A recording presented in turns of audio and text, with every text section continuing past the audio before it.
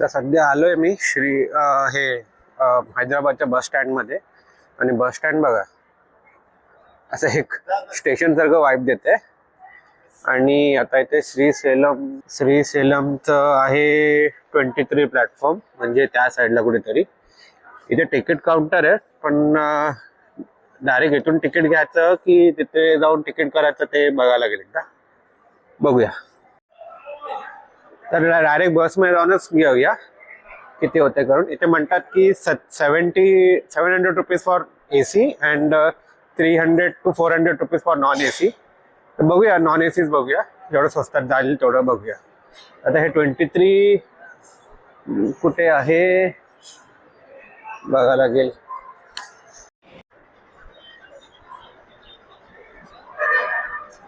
व्यवस्थित आहे, सगळं क्लीन आहे, असं म्हणजे असं गलिच्छ असं वाटत नाही.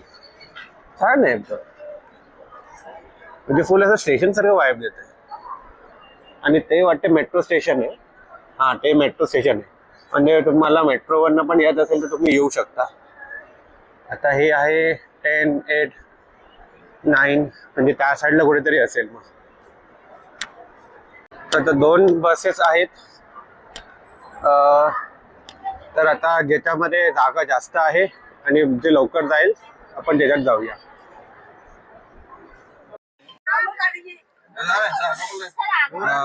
ऑलमोस्ट 530 रुपीज तिकीट आहे. 6 तास म्हणतात आहे. आता समजा जर 11ला जरी निघालो आम्ही तर 5 वाजेपर्यंत पोहोचू शकतो. 6 पकडूया जास्तीत जास्त. ट्रॅफिक काय असलं तर ते 10 मिनिटात तिकीट बोललो. तर ऍक्च्युली तिकीट जास्त आहे. मी 400 रुपये एक्सपेक्ट केलेलो, पण 530 ओके, काही इशू नाही. आता राहिलं गोष्ट हैदराबादचं. आता हैदराबादमध्ये ट्रान्सपोर्टेशन जर तुम्ही मुवमेंट करत असलं इंटरसिटीमध्ये किंवा ह्याच्यातून. आता आम्ही जेव्हा गच्चीवलीमध्ये थांबलेलो, ते जरा IT हब आहे आणि ते जरा आउटस्कर्टमध्ये हैदराबादमध्ये. म्हणजे तिथून जे मेन हैदराबाद सेंटर आहे it is around 14 to 17, 18 kilometres काहीतरी आहे ते. मग तिथून मग तुम्ही मेट्रो पण घेऊ शकता, पण तिथून मग मियापूर कोण स्टेशन आहे, त्या स्टेशनवरनं मग तुम्ही मेट्रो घेऊन तुम्ही जाऊ शकता आसपास. दिस इज द वन थिंग. आणि रॅपिडो आणि ओलाचा खूप इथे त्रास आहे. वाय? बिकॉज पहिले ते लोक म्हणजे एक स्पेसिफिक अमाऊंट असतं, आपण त्याला सिलेक्ट करतो, मग ते लोक या तर ते एक्सेप्ट करतात किंवा एक्सेप्ट करून फोन करून विचारतात की किती दाखवते, जायचं कुठे करून. जे आपल्या मुंबईमध्ये चालतं तसंच. पण मुंबईमध्ये एवढं फ्रिक्वेन्सी नाही, ते खूप फ्रिक्वेन्सी म्हणजे खूप फ्रिक्वेंटली हे लोक विचारतात, मग कॅन्सल करून टाकतात खूप. तर हे ज्या झंझट आहे इकडे. रेस्ट जे एक्सेप्ट करतात म्हणजे हे ओलावाले किंवा रॅपिडोवाले, they are very much polite आणि व्हेरी मच म्हणजे नाईस टू टॉक. म्हणजे आणि इथे लँग्वेज बॅरियर बिलकुल नाही आहे. बिकॉज इथे मुस्लिम लोक पण आहेत, हिंदू लोक पण आहेत. तर त्यांचं टिपिकल जे हैदराबादी भाषा असते ना, ऍक्सेंट असते ना, त्याच्याने छान बोलतात आणि बरं वाटतं ते ऐकून ऍक्च्युली. सो या सगळ्या गोष्टी कन्सिडर करू शकता जर तुम्ही इथे येत असेल तर. आता हे श्री सेलम मध्ये आता हे इथे आता हे 500 समथिंग आहे. मे बी तिथून येताना मे बी AC नाही तर दुसरं पण ऑप्शन आहे की नाही ते इथं बघूया. आता 6 तास इथे बसायचं म्हणजे बघूया कसं होईल. कारण पहिल्यांदा अशा सीटर मध्ये 6 तास मी बसणार आहे. दिस इज द फर्स्ट टाइम एवढा लांब मी एक्सपिरियन्स करतो. हा, 10 मिनिटं बोलला तर चालू कर रे बाबा.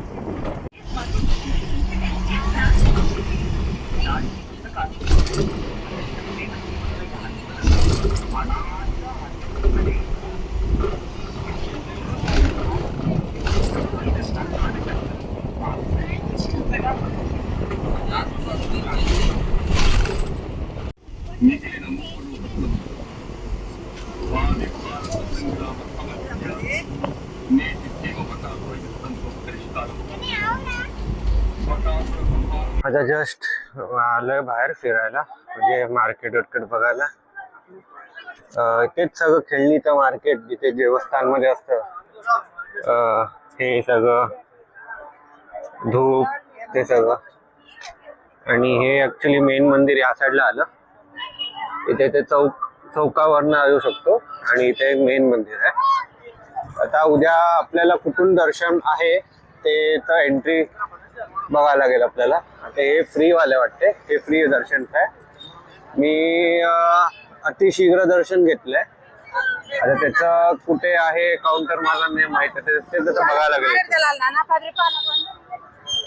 एवढं क्राऊडेड नाहीये, एवढं वाटतं एवढं क्राऊडेड नाहीये. फ्री दर्शन घेतलं किती वेळ लागतं फिरायला ते एकदा बघायला लागेल. तर त्या साईडला बघूया.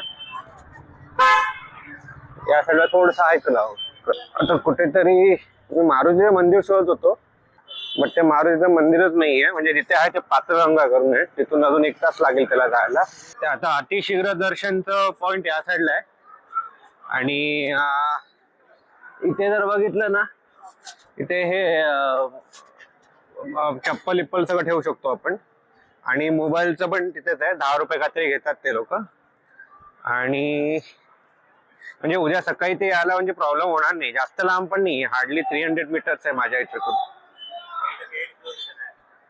आणि हे वाटते फ्री वाले आहे. तर फ्री वाल्यामध्ये किती 6 ते 7 तास लागतं. पण आता गर्दी जरा कमी आहे, पण तरी पण बाबा म्हणजे हे नको व्हायला म्हणून मी अतिशीघ्र दर्शन ऑनलाईनच करून घेतलं. आता कुठे बुकिंग करायचं आहे त्याचा लिंक मी खाली देऊन टाकेन डिस्क्रिप्शन मध्ये. बट मोस्टली जर बाहेर पहिलेच बुकिंग करून आलं ना तर तुम्हाला जर कन्व्हिनियंट पडणार.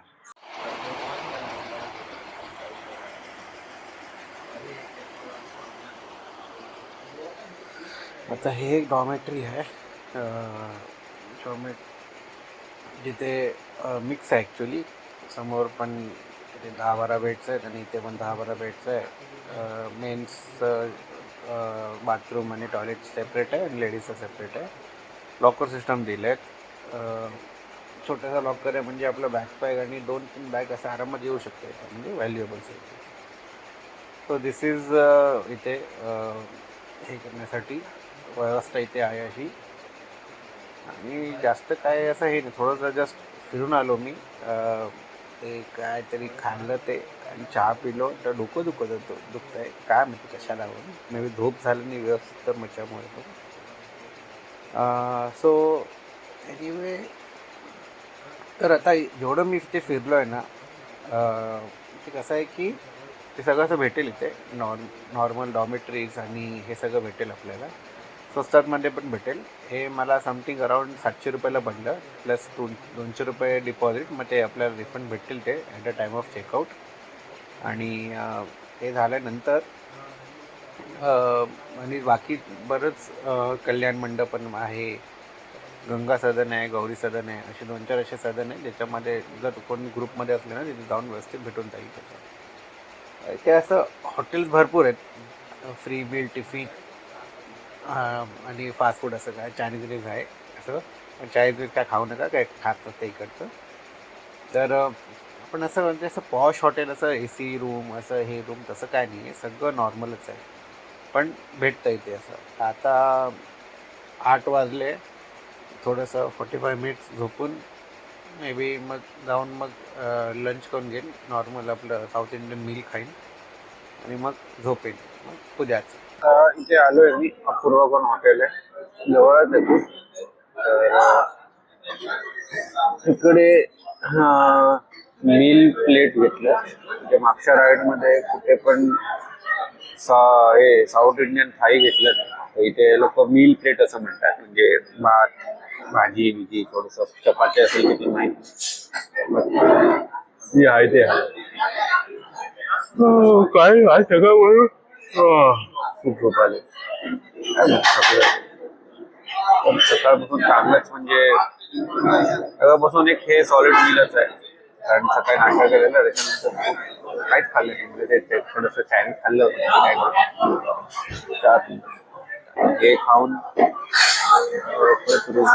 रूम जास्त लांबली येतो.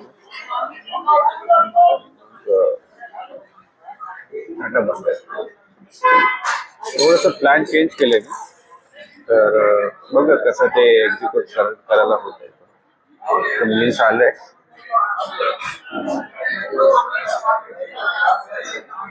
तर हे वाटते कुठलं तरी 2 टाईपचे भात दिले त्यांनी.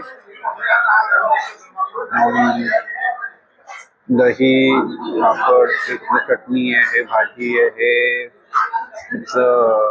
काय भेंडीचं भाजी आहे, पप्पू म्हणजे डाळ आणि हे भात. So this is how meals is looking like.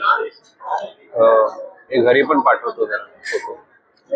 तर स्टार्ट कुठून करू? चमच्याने दिलं त्याने, हातानेच खायला वाटते.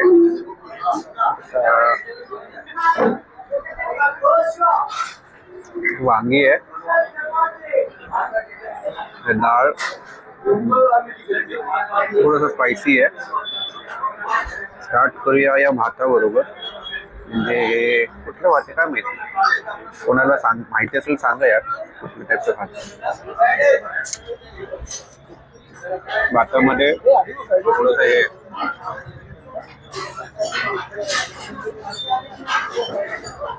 म्हणतात त्याला पीनट्स, हे मिरचीचं त्याने फोडणी टाकली. मे बी हे दही बरोबर खायचं असं मला वाटतं. हे दही बरोबर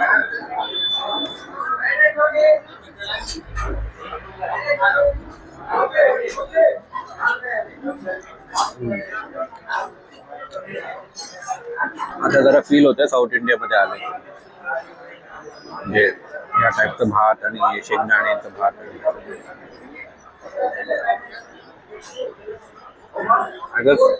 पोट मस्त भरेल आहे.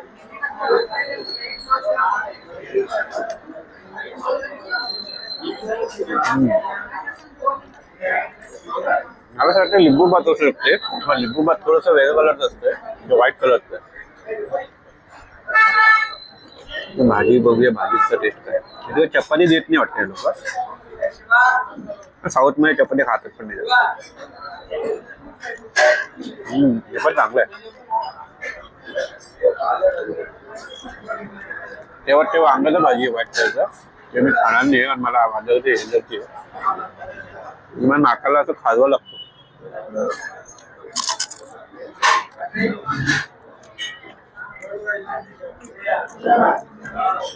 पप्पू पण चांगलं आहे, स्पायसी आहे. पप्पू म्हणजे आंध्रामध्ये पप्पूला वरण्याला पप्पू म्हणतात. Sounds little bit of funny, but हा म्हणतात असं. जेवढं जेवलंय काय पप्पू होतं यार, ते मस्त एकदम. तर म्हणून जरा असं राऊंड मारतोय, पण नंतर मग ऍसिडिटी खूप होतो यार, म्हणजे खाल्ल्या गेल्या झोपलं तर. श्रीसेलम मध्येच आहे, ते थोडंसं लांब आहे मंदिरापेक्षा, म्हणजे जरा हे 500-600 मीटर मध्ये. हे म्हणजे इकडचे लोकल लोक राहतात ना, त्यांच्या वाटतं एक छोटे छोटे घर आहेत. आणि हे एरिया एवढं क्लीन आहे ना की विचारू नका. हे एकदम क्लीन नीट आहे एकदम. असं कुठेच नाही की इथे असं घाण पडलंय, इथे कचरा पडलाय, इथे थुकून टाकलंय, असं इथे काहीच नाहीये. इथे वाटतं काहीतरी फंक्शन चालू आहे, पण हे खूप क्वाईट आणि खूप छान एरिया आहे. एकदम टिप टॉप आहे एकदम एरिया.